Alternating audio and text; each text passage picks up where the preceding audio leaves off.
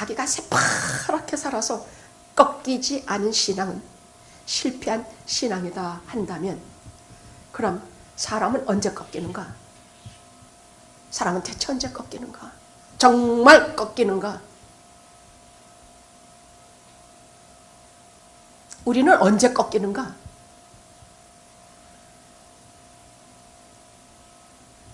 하나님의 존전에 더 가까이 가기 위해서 하나님께서 우리에게 좀 더 기쁘시게 오시게 하게 하기 위해서 오늘 이 말씀을 전하겠습니다. 자, 이 야곱의 집안은 하나님께서 특별한 약속과 언약을 준 집이에요.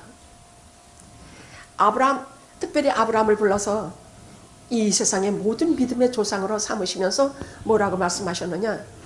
이제 네 씨와 더불어 이 세상에 티끌같이 많아질 것이고, 너에게 가나안 땅을 줄 것이며, 그리고 너를 통해서 하나님 나라가 크게 융성하게 많아지리라. 메시아 약속까지 한 신앙의 전승을 이 가정은 특별히 이 세상 가운데 유일하게 가진 가정이에요. 그러니까 그 아들 이삭도 당연히 그랬고, 야곱도 귀가 못이 박히도록 하나님의 그 말씀을 저가 들었던 사람이에요. 근데 문제는 이것을 누구에게 전승시키느냐, 맏아들이냐 둘째냐 셋째냐 할 때 하나님께서는 꼭 그것을 하나님의 장자권을 가진 자에게만 그것을 주셨어요. 근데 장자권이라면 우리나라로 말하면, 한국어로 말하면 맏아들을 말하는데, 하나님께서는 아니에요. 하나님 마음대로 해요. 그건 하나님의 주권이라고 말해요. 차자를 세울 때도 있고, 셋째를 세울 때도 있고, 막내를 세울 때도 있어요. 나머지는 버림을 받든가. 이 선택의 교리는 참 사람들이 많이 화를 내요. 근데 그건 지금 그것 가지고 다 설명할 짬이 없어요. 다만 선택 아니면 이 세상에 아무도 구원받을 자가 없기 때문이에요. 하나님은 선택하셔서, 아브라함의 집안을 선택하셔서 그 일을 맡기셨습니다. 그런데 이 장자권이 뭐냐? 첫째는 이 아브라함 집안은 굉장히 부자예요. 이 집안에 다른 자식보다 재산을 2배나 더 많이 얻을 수 있고, 더 중요한 것은 영적인 의미의 장자권이었어요. 왜? 지금 이 상속, 이 하나님 나라의 위대한 온 세상을 구원하실 메시아, 이 약속은 반드시 그 장자에게만 주셨는데, 그 주신 표식을 어떻게 하느냐? 이 장자들을, 이 장자권을 가진 사람에 드리는 예배에만 임하셨어요. 이 장자권을 가진 사람에게만 하나님 말씀을 주셨어요. 아무나 하나님 말씀하는 것이 아니에요. 누구나 다 하는 것 같지만 절대로 아니야. 하나님의 말씀을 듣는 자들은 이게 변해요. 생각이 변하고 뜻이 변해요. 자기를 꺾어요. 하나님 말씀을 들으면 그렇게 돼요. 그러나 세상 말 자꾸 많이 듣고 이렇게 들으면 꺾이지가 않아요. 백날 들어봤자 가짜는 가짜예요. 우리가 왜 불교, 유교 이런 쓸데없는 죽은 종교에 우리가 매달리지 말아야 되느냐? 살아계신 하나님과의 교제가 절대로 없기 때문에. 하나님은 장자를 가진 자에게만 그에게 말씀을 주시고, 이런 말씀을 주시고, 이 말씀을 들으면 사람들이 감동받게 하시며 하나님의 뜻으로 가까이 나아가고자 하는 뜨거움과 기쁨과 소망을 듬뿍 담아서 그 장자권을 가진 사람들에게 그것을 전하게 하셨어요. 그러니까 더 중요한 것은 이 장자, 하나님이 임재하실 때 그 장자권을 가진 사람이 같이 예배를 드릴 때는 항상 그 무리에 같이 임재하셔서 우리로 하여금 기쁘게 하시고 황홀하게 하시고 하나님의 나라에 대해서 잘 깨달아 알게 하는 역사가 일어나게 하셨다, 그 말이에요. 그래서 저는 오늘날 우리 교회가 장자권을 가진 교회로 하나님 앞에 저는 정말로 감사해요. 이렇게 하나님의 말씀을 잘 알아듣는 교회는 거의 드물어요. 장자권을 가진 교회는 예배를 드릴 때에 성령께서 충만하시며 우리 가운데 성령이 충만해서 우리가 하나님의 말씀대로 살고자 하는 힘과 능력을 주신다는 말씀입니다. 아멘, 아멘. 그런데 아브라함의 아들 이삭이 결혼하고도 40세에 결혼을 했는데 20년 동안 아이가 없어. 아니 분명히 이 씨를 주신다고 하셨는데도 불구하고 기도하고 기도했더니 나이 60에 쌍둥이를 얻게 돼요. 그런데 에서라는 맏아들은요, 털이 시뻘건 털이 가득 몸에 붙은 아들로 태어났고, 야곱은 그 발 뒤꿈치를, 지 형이 먼저 나가는 게 너무 약이 올라가지고 이렇게 발 뒤꿈치를 꼭 잡고 나와서 야곱이라는 이름은 발 뒤꿈치 잡은 자, 훔치는 자라는 뜻이에요. 그러니까 뱃속에서부터 어찌나 싸우는지. 제가 한 번은 이 설교를 하다가 아니 어린 것들이 뭘 가지고 싸웠을까. 지네들이 거기 뭐 마주보고 주먹질할 수도 없고 이빨로 물을 뜯을 수도 없고 손톱으로 하실 수도 없는데 어찌나 엄마 뱃속에서 싸웠는지 진짜 너무 싸워서 근심이 돼서 하나님께 여쭤보니까 전혀 질이 다른 두 백성이 내 속에 있으니 어린 자가 큰 자를, 큰 자가 어린 자를 섬기리라. 그러니까 장자권은 이미 야곱에게 하나님께서 주셨다는 얘기야. 얘네들이 한 것은 그 뱃속에서 쌈질한 것밖에 없어요. 좋은 일 한 것도 없고 무슨 뭐가 난 것도 없어. 둘이 다 따지자면 하나는 사기꾼이고 하나는 곰이야. 이거 뭐 하나 쓸데있는 것들도 아닌데 하나님께서 하나는 택하시고 하나는 버리셔서 하나를 깐해 쫓아가. 여러분, 하나님의 장자권을 가진 사람들은요 웃으면서 해거리고 좋다 할 때가 아니에요. 절대로 하나님의 표적을 벗어날 수가 없어요. 어떤 경우에도 쫓아가셔서 내 것으로 잡아오세요.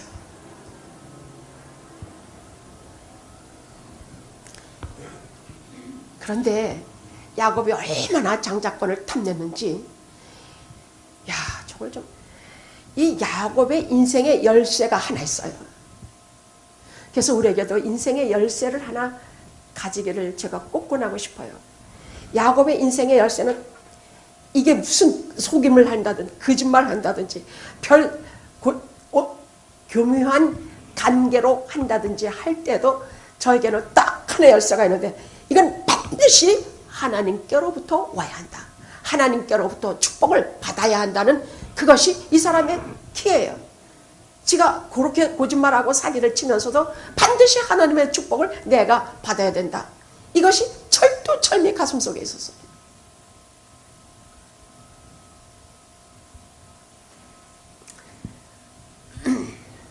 자, 형이 나갔다가 하나님께서 왜 에서는 미워하시고 야곱은 이뻐하나?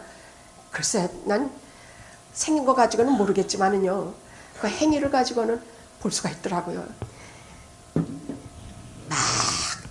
하나는 사냥꾼인데 하나는 집에서 조용히 팥죽이나 쏘고 앉아있는 사람이라 막 사냥을 하고 배가 고프다고 돌아오면서 야, 그 팥죽 한 그릇만 줘. 형, 그럼 장자권 나한테 팔어. 야, 내가 지금 배가 고파 죽겠는데 이까진 장자권이 무슨 소용이야? 이게 밥 먹여주냐? 뭐 돈이 나오냐? 그래, 너 가져. 그리고 팥죽 한 그릇을 앉은 자리에서 먹고 나가니 하나님께서 그의 행동을 망령되이 여기셨더라. 하나님께서 아주 이미 버린 인간이지만 거버리셨어요. 여러분, 우리가 성경을 보면서 우리가 본질적으로 하나 알아야 되는 것은 하나님의 일에 대해서 절대로 망령되이 하면 안 돼요. 하나님의 일을 조금만 일가 맞바꿔서는 안 돼. 먹고 살기 너무 힘들어서 할 수 없이 주일날 일해야 된다면 뭐 그거 어떻게 하겠습니까? 그러나 내가 먹을 것도 있고 뭣도 있는데 주일날 더 많이 나가서 일하고 우리가 일주일에 한 번 예배 드리는 시간마저 할 수 없다면 그것은 팥죽 한 그릇에 내가 그 귀중한 주일을 파는 거나 같은 것으로 하나님이 여기실 수도 있다는 것을 꼭 염두에 두셔야 해요. 우리는 많은 것을 걸러야 돼. 내가 하는 일이라든지 세상에서 믿는 자들의 삶이라든지 이런 것을 자꾸 걸르면서 하나님께서 원하시는 엑기스를, 금덩어리를 우리가 내 자신이 되도록 건져내는 일을 게을리 하지 맙시다. 자, 무슨 일이 벌어졌느냐? 이제 아버지가 늙으셔서 아버지는 이미 장자권을 갖고 있고 축복권을 갖고 있기 때문에 내가 이제 죽기 전에 내 아들 에서에게 이걸 축복을 다 하고 내가 세상을 떠나리라.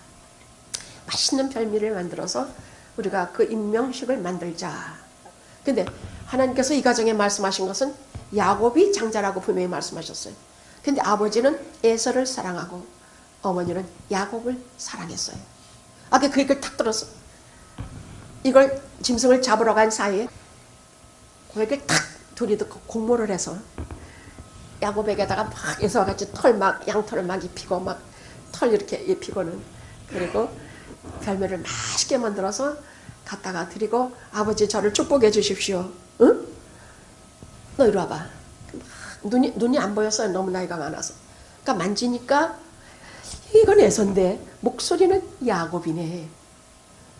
뭐 하여간 맛있는 거 먹고 아들에게 하는데 하늘과 땅의 모든 복, 열국의 아비가 되는 복, 네가 축복하면 남들이 축복받고 네가 저주하면 저주는 축복권까지 전부 그렇게 축복을 다 했어요.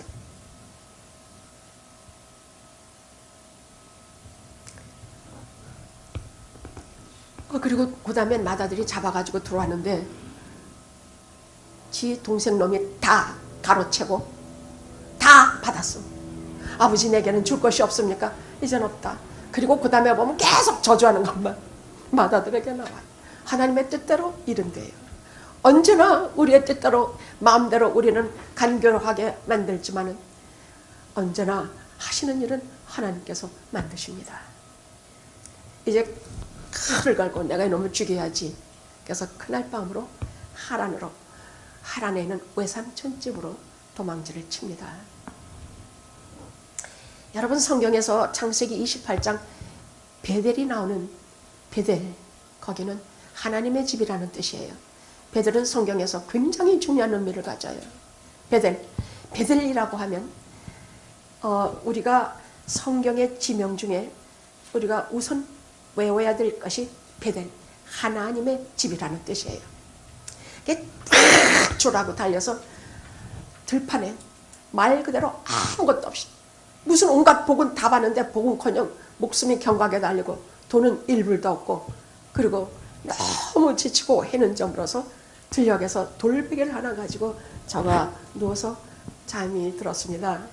눈에는 눈물이 깍 차고. 그런데 그때 이 빈들에 하나님께서 그를 찾아오십니다. 왜 이때 찾아오셨을까? 이때가 진짜 야곱의 모습이기 때문입니다. 지금까지 온갖 아버지의 후광과 온갖 것으로 치장하고 있었지만 야곱은 자기 자신은 아무것도 아닌 존재인 것을 하나님께서 알게 하시기 위함이었습니다.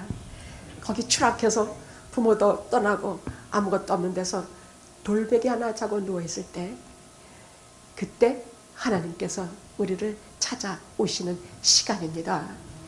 여러분, 만남이라는 것은요 그냥 단순한 게 아니에요. 예를 들어 이 남자 A와 여자 B가 만나서 결혼을 했다. 이걸 만남이라고 하는데 이것은 그냥 만나서 살았다가 아니에요. 이 B가 A를 만났다는 얘기는 A의 모든 과거, A의 현재, A의 미래까지 다 만나는 것이에요. 다 만나는 것이에요. 우리가 하나님과 만났다는 얘기는 이건 사람과 사람의 만남이 아니라, 저는 성경이 이런 것을 취급해 주는 것을 얼마나 감사한지 몰라. 이 성경 속에서 우리 인생의 기본적인 큰 아픔과 고민들을 성경이 일일이 구체적으로 다루어 주시는 것을 저는 얼마나 감사한지 몰라요. 하나님과 사람이 만났다는 것이야 근데 하나님과 사람이 만났다는 얘기는 야곱으로서는요, 이거 아무것도 가진 것 없고 빈털털이고 진짜 아무것도 아닌 인간에게 하나님이 만나러 와주셨다는 얘기는 하나님의 과거와 하나님의 현재와 하나님의 미래를 통째로 만나게 되는, 설명할 길이 없는 신비한 시간이라는 얘기예요. 그런 시간이라는 얘기예요. 우리는 표현하기 쉽지가 않아서 우리가 하나님을 만났다 뭐 이렇게 말은 하지만요, 어쨌든 우리가 하나님을 알았다, 하나님을 만났다 이렇게 말합니다만은 분명한 것은 하나님을 만났다고 하는 말이 맞아요. 알았다고 하는 말은 그냥 알았다는 것이고, 이걸 직접 그 살아계신 하나님을 체험해서 가슴이 두근두근 막 그냥 살아계신 그분과 막 하나님을 만났다는 얘기예요. 그럼 하나님의 그냥 하나님 만난 것이 아니라 그 하나님의 영원하신 과거와 영원하신 현재와 무한하신 미래까지 다 만났다는 얘기요. 이 말씀은 이에게 그것을 다 주시겠다는 말씀이에요. 우리가 교회에서 하나님을 만나고 하나님과의 이 만남이 이렇게 중요한 까닭은 하나님 것을 우리에게 그 만나는 순간에 하나님의 그 과거, 현재, 미래를 우리가 다 그분을 따라 상속받는다는 의미가 있기 때문에 하나님을 만나는 일은 이렇게 중요해요.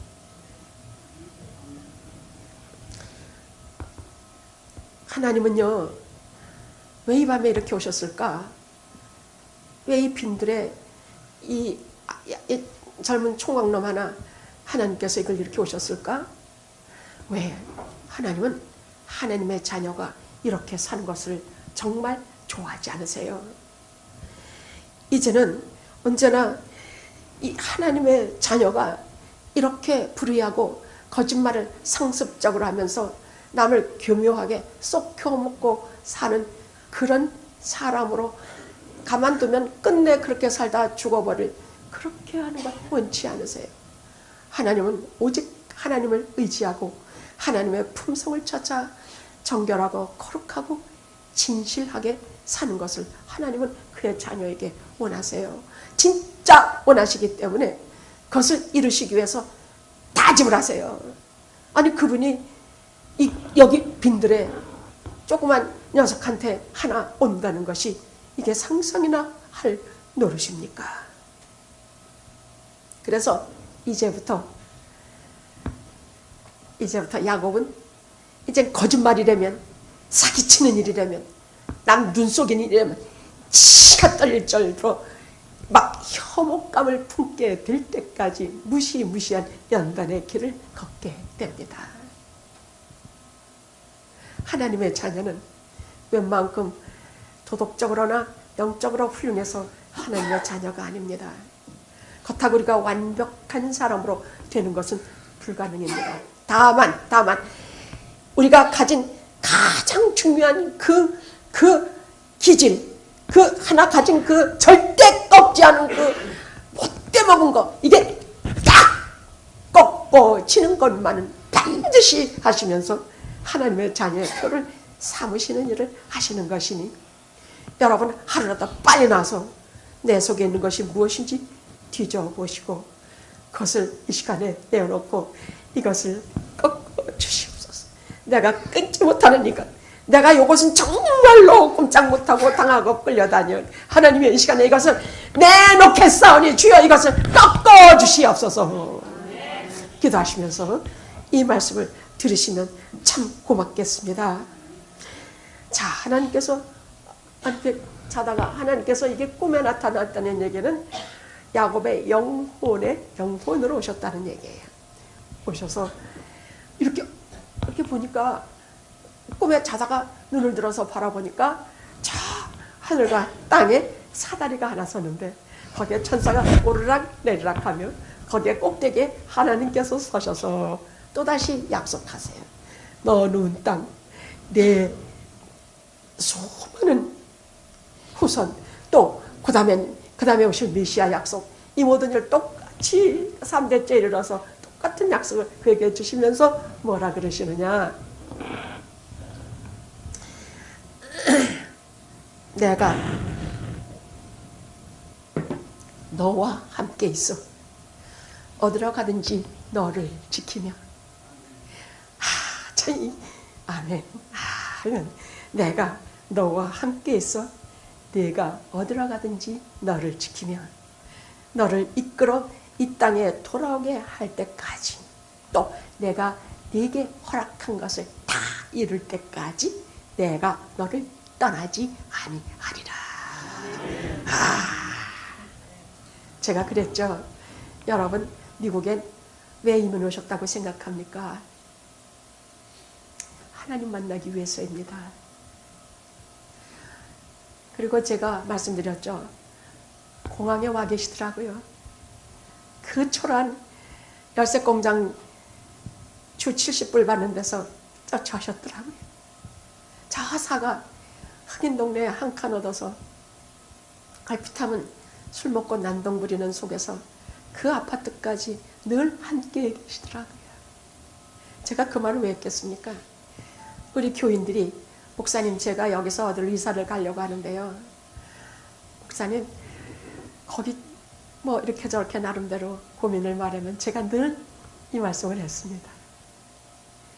내가 너와 함께 있어. 내가 어디로 가든지 너를 지키며 내가 내게 이루고자 하는 것을 다 이룰 때까지 너를 떠나지 아니하리라. 정말 지금까지 정말 그렇게 살았습니다. 어디든지 같이 계셨고 어느 사망의 골짜기에서 같이 계셨고 힘들고 어려운 이민생활에 같이 계셨고 영화 27년의 세월 속에 같이 계셨습니다. 내가 너와 함께 있어. 네가 어디로 가든지 너를 지켜. 내가 네게 이루고자 하는 것을 다 이룰 때까지 너를 떠나지 아니하리라. 그럼 다 이루면 떠나시는가요? 아니요. 평생 안 떠나신 하나님이 세상 하나님 나라에 갈 때까지 왜 떠나시겠습니까? 정말로 그렇게 살았기 때문에 저는 왜 제가 이민을 왔는지 생각하고 제가 이민 생활 속에서 어떻게 살아야 되는지를 나와 여러분이 같이 이렇게 하자 할 수가 있었던 것입니다. 저는요,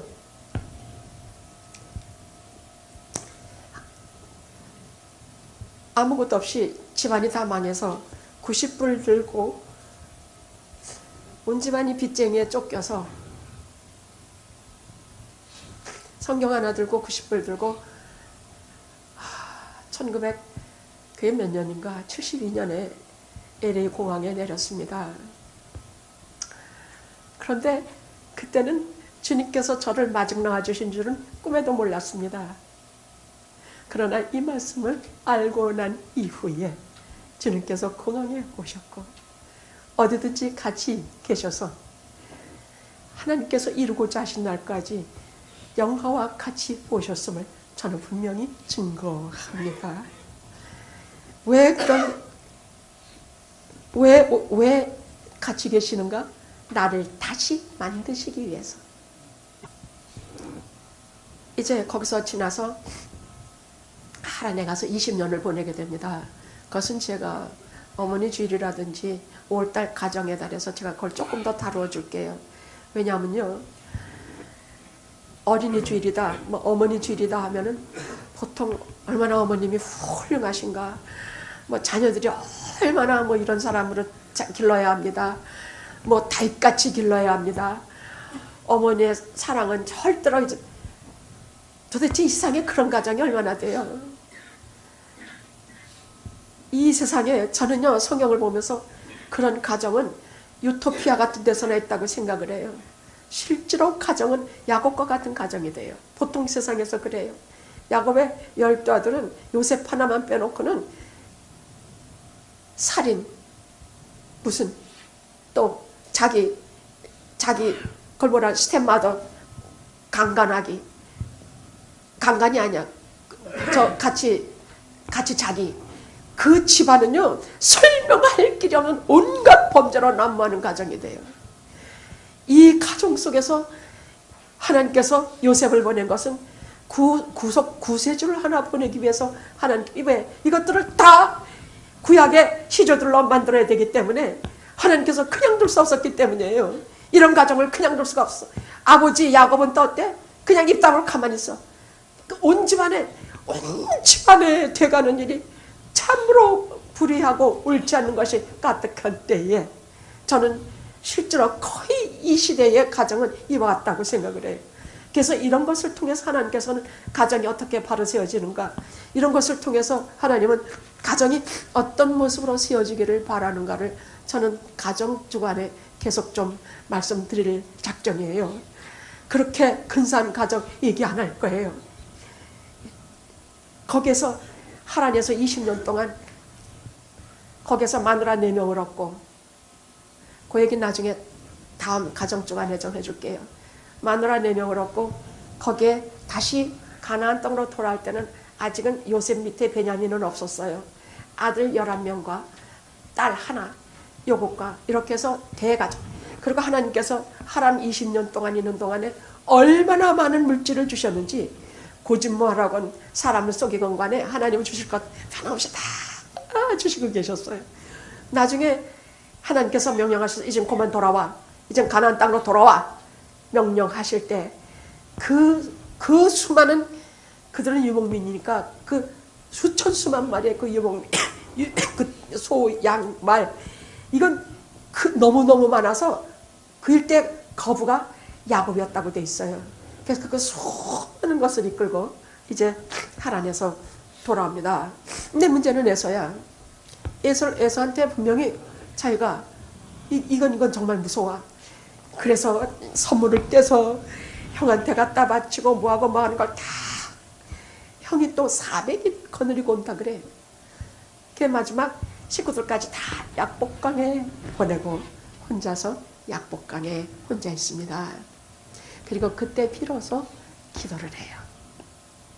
머리를 막 꾸며가지고 일을 만들다가 그때 비로소 기도합니다. 3가지예요. 하나님, 나는 지금 이 길이, 이렇게 위험한 길이 하나님이 가라고 해서 가는 길입니다. 그러니까 내가 가고 싶어 가는 길 아니에요. 둘째, 나는 하나님의 그 수많은 은총과 진리를 감당할 자격이 요만큼도 없습니다. 세 번째, 근데 내가 지금 굉장히 두렵습니다. 그것은 에서가 와서 나를 치고 내 가족을 칠까 하니 나를 도와주소서. 여러분, 이 기도는 외워두셔야 돼요. 이것은요, 하나님의 약속을 먼저 얘기했고, 그 다음에는 나의 지금 문제가 뭐라는 것을 말씀드렸고, 그 다음에는 내가 이러한 두려움 가운데서 나를 건져주세요 하는 기도를 했을 때에 이미 그는 그 싸움에서 이기고 있었습니다. 근데 오늘 본문입니다. 그때입니다. 갑자기 누가 앞에 확 치고 들어와. 그리고 무지무지한 격렬한 싸움이 시작이 돼요.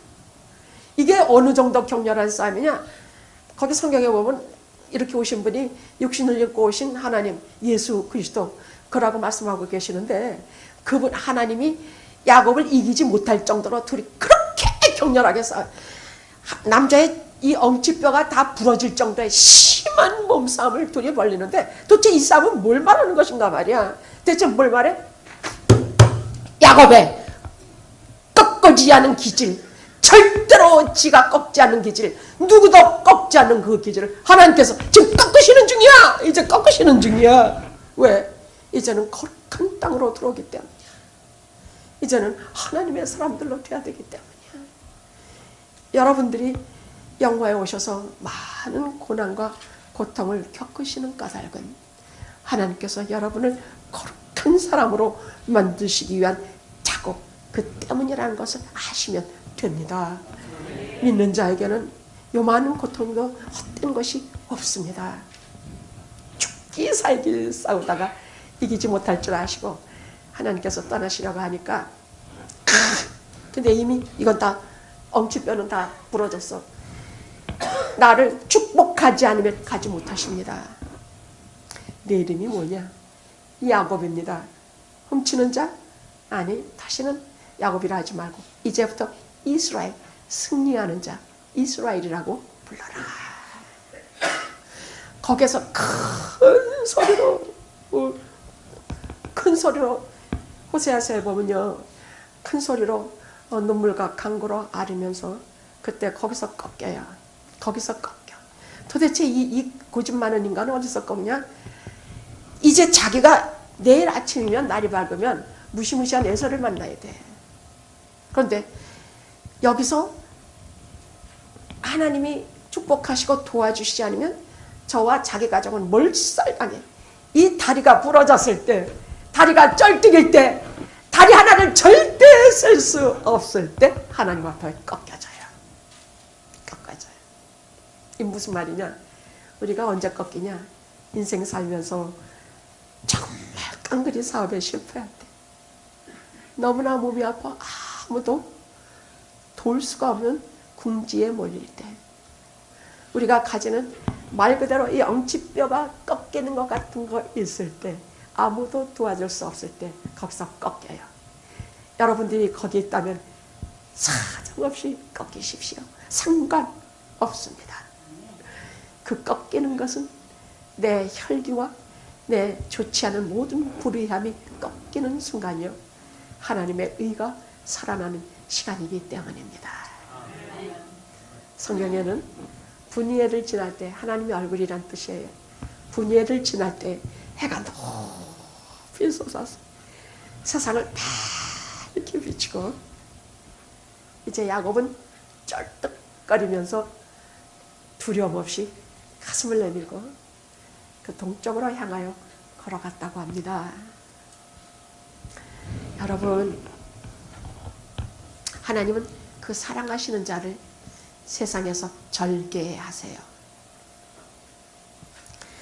하나님은 결코 하나님의 사랑하는 자에게는 전부를 다 주지 않으세요.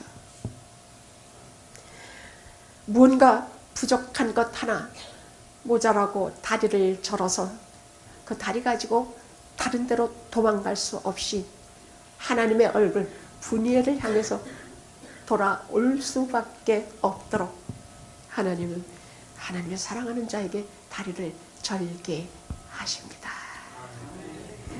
무엇이 여러분의 아픔인지 그 아픔을 가지고 오늘도 분이엘 하나님의 얼굴을 향하여